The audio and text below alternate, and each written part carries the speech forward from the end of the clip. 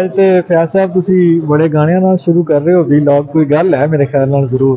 बड़ी गल है कि एक तुसी मैंने गाना याद करवाया, मैं नहीं, और मेरी ऐसी बुरी आदत है तो गाना जो मेरी याद आ जाए ना और वो ऐसा जबान पे चढ़ता है कि मैं सारा दिन गुनगुनाता रहना। मेरा ख्याल है ਤੁਹਾਨੂੰ नसीबो आज इस तो याद आ रही है कि उन्हें किसी होर गल तो तौबा करा, मतलब तौबा तौबा दा गाना गाया सी, लेकिन तुसी फिट कर रहे हो उन्हें किसी और जगह ते। ਇਹ ਹੁਣ ਤੁਸੀਂ ਹੁਣ ਦੱਸਣਾ ਹੈ ਬੰਦਿਆਂ ਨੂੰ ਕਿ ਯਾਰ ਤੁਸੀਂ ਕਿਤੇ ਫਿਟ ਕਰ ਰਹੇ ਹੋ, लेकिन गल ठीक है। लेकिन बड़ी गल नसीबो दा जेड़ा कलाम है वो आज सादिक आया है पाकिस्तानी पॉलिटिक्स विच। नसीबो दी भी प्रोफेसी जेड़ी है वो ठीक साबित हुई है कि उन्हें ठीक किया सी कि तौबा तौबा करा दी तू जालिमा। ये हुन किने तौबा कराई है, क्यों तौबा कराई है? अब आप सब ये जानेंगे ना कि हुआ क्या है, हुआ कि ये गाना हमने क्यों गुनगुनाया है और बात क्या हुई है। बात क्या हुई? सबसे पहले तो आज आप पीएम हाउस में भी वक्त गुजार के आ गए हैं। पीएम हाउस इस टाइम क्या सोच रहा है, क्या देख रहा है? उसके अलावा ट्रिब्यूनल्स बन गए हैं और इस्लामाबाद हाई कोर्ट में मैं मौजूद था जब एक आम शख्सियत वहां पर पहुंची है और वो कोशिश कर रहे थे कि उनकी भी दरखास्त लग जाए। लेकिन सूरत हाल क्या है उससे भी आते हैं, और क्या इमरान खान बनी गाला मुंतकिल हो गए, इससे मुतालिक भी हम इसी वीलॉग में खबर आपको देते हैं।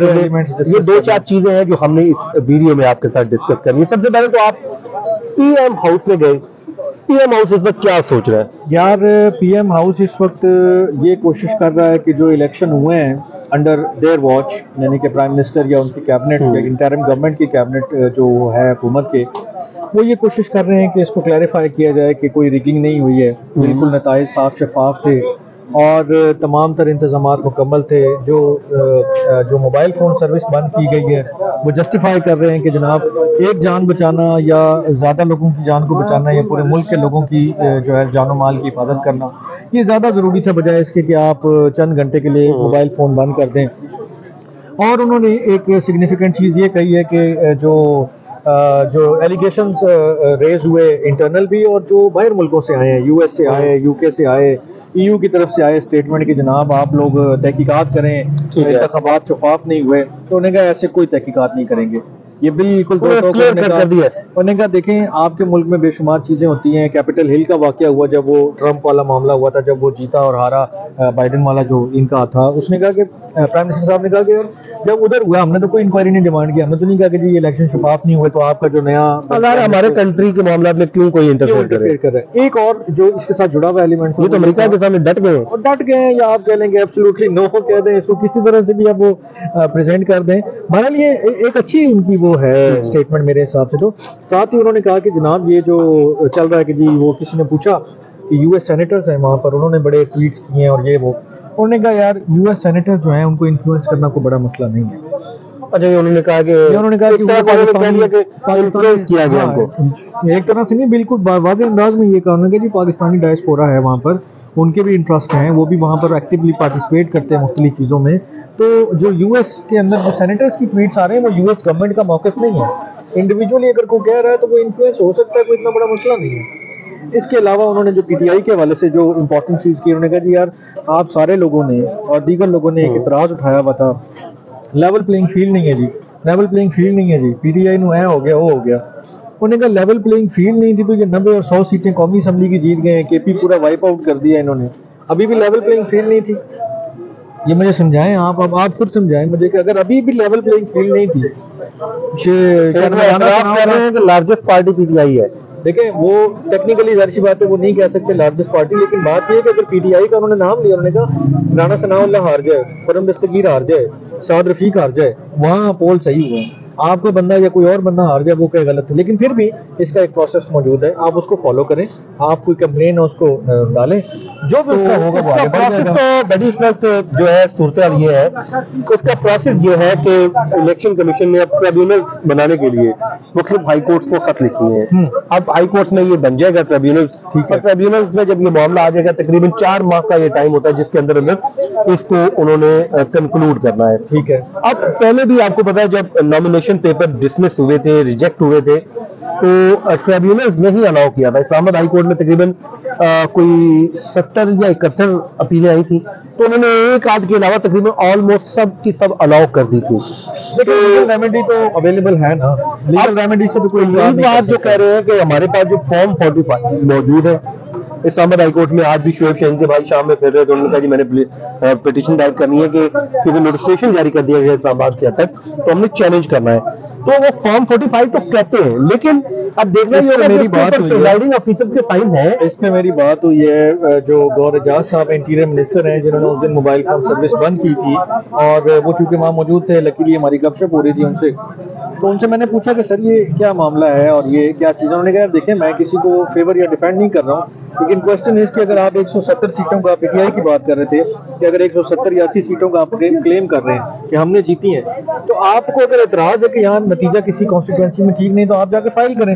रिप्रेजेंटेशन अभी तक आपने 10 या 12 फाइल की हैं जो अपीलें हैं कि यार ये डिसीजन सही, लेकिन मेरे मुख्तलिफ हाई कोर्ट में 101 के करीब उजरदारियां फाइल हुई है। वो हुई है, लेकिन उसमें क्या सारी रिजल्ट को चैलेंज कर रही है या मुख्तलिफ और चीजों डिफरेंट होंगे? हो सकता है 101 भी हो सकता है 101 भी हो। तो क्या ये जरूरी है कि वो 101 पीटीआई के हक में जाएंगे? और यहाँ मैं आपको एक अच्छा जुमला दे दूं प्राइम मिनिस्टर का। प्राइम मिनिस्टर साहब ने कहा कि जनाब 266 सीटें हैं डायरेक्ट जो इंतखाबात होते हैं, उसमें पीटीआई ने चलो 100 जीत लिए हैं, जो भी नंबर है 90-100, बाकी पार्टियों ने जो जीत लिया है। तो क्या ये जरूरी था कि वो 336 की 36 पूरी जीतते तो आपको यकीन आता कि लेवल प्लेइंग फील्ड मिली है उनको या इंतखाबात फ्री एंड फेयर हुए? ये तो ना करें ना यार। मतलब मैं ये आर्गुमेंट की बात एक आर्गुमेंट रखा है। अच्छा, अब हम अपनी बात को आगे बढ़ाते हैं और खबरें कुछ चल रही हैं, मुझे कुछ लोगों ने ट्विटर पे भी पूछा है। सर पहले उस पे आते हैं कि इमरान खान को बनीगाला मुंतकिल कर दिया गया है, क्योंकि बुशरा बीबी साहिबा जो है इस वक्त बनीगाला में मौजूद है, और उन्होंने एक दरखास्त भी दायर की थी इस्लामाबाद हाई कोर्ट में, जिसमें उन्होंने कहा था कि उनको सब जेल से निकालकर अडयाला जेल वापस मुंतकिल किया जाए, क्योंकि ये आम कैदियों के साथ भी जो डिस्क्रिमिनेशन के जुमरे में आएगा। तो अब उनकी दरखास्त रजिस्ट्रार ऑफिस के एतराज के साथ कल समाअत के लिए मुकर्रर हो गई है। उसमें जस्टिस जो है मियां गुल हसन औरंगजेब साहब समाअत करने जा रहे हैं, और ये वही जस्टिस साहब है जिन्होंने पहले इस ट्रायल को उड़ा दिया था, जो साइफर वाला था मुकदमा। ठीक है, अब कल इसके समाअत होने जा रही है। तो इमरान खान साहब से मुतालिक बात आ रही है कि शायद इनको भी बनीगाला मुंतकिल कर दिया गया है। वो ये एक अफवाह है और एक फेक न्यूज है, इसके अलावा कुछ भी नहीं है। बुशरा बीबी खुद अडयाला जेल जाने के लिए उनकी दरखास्त कल मुकर्रर हो गई है, तो इमरान खान क्यों जाएंगे?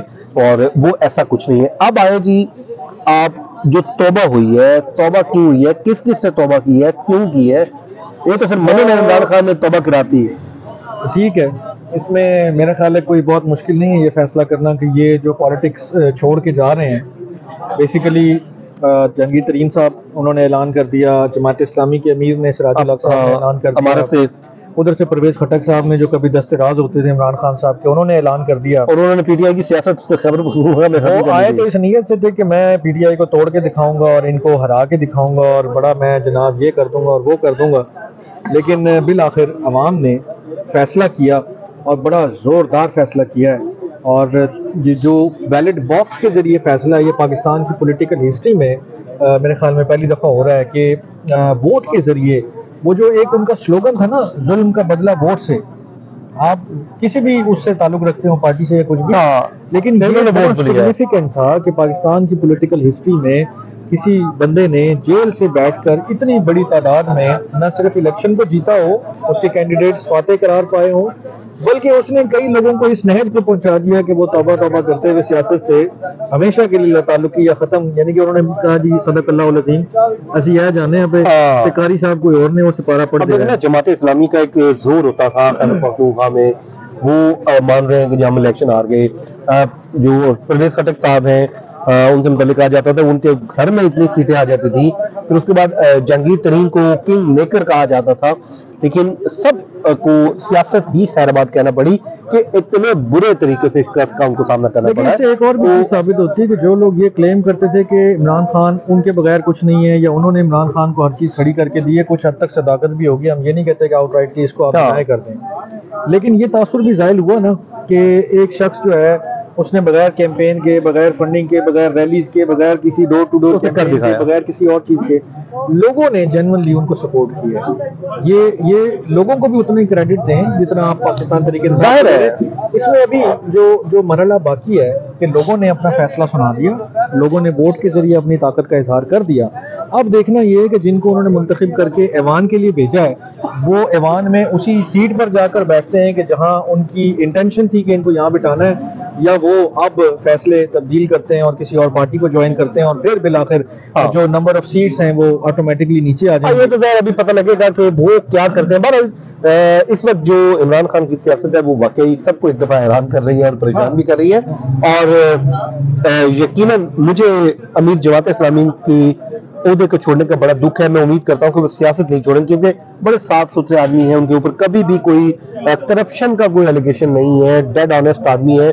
बल्कि पनामा केस के दौरान भी कहा गया था। एक बात बताऊं मैं आपको, मेरे ज़हन में हमें ख्याल आया इस इलेक्शन से पहले पीटीआई के बेशुमार लोगों ने सियासत से जो है वो छुट्टी ले ली थी कि ऐसी और सियासत नहीं करनी है, लेकिन इस इलेक्शन में भी ऐसे कई लोग के जिन्होंने लाताल्लुकी का इजहार किया पीटीआई से, वो दोबारा पॉलिटिकल जो है वो चेस बोर्ड पे आए हैं, उन्होंने इलेक्शन लड़े हैं, उनमें से जीते भी हैं। एक मिसाल ख्वाजा खुर्रम नवाज साहब की दे देता हूँ, यहाँ इस्लामाबाद के हैं, वो पीटीआई के थे, उन्होंने सियासत छोड़ी, पीटीआई छोड़ी, फिर उन्होंने एज इंडिपेंडेंट जो है वो इलेक्शन लड़ा, अब वो जीत के जो है नून लीग में चले गए। ठीक है, इस तरह के बेशुमार लोग और जगहों पर भी मौजूद कहीं भी होंगे। तो ये जो फैसले हैं कि यार मैं सियासत छोड़ने का ऐलान कर रहा हूँ, ये एक सिंबॉलिक भी हो सकते हैं। आइंदा दिनों में ये हो सकता है अपने फैसले वापस भी ले लें। अभी तो ये भी क्या सराइयां चल रही हैं कि हो सकता है तरीन साहब कुछ बंदे अपने साथ और मिला लें, कुछ और बंदों को अपने ग्रुप में शामिल कर लें और फिर वो इस पोजीशन में आ जाए कि वो भी पंजाब की सियासत में कम से कम वो लेन देन की फिलहाल तो वो छोड़ गए। ये एक मॉरल उन्होंने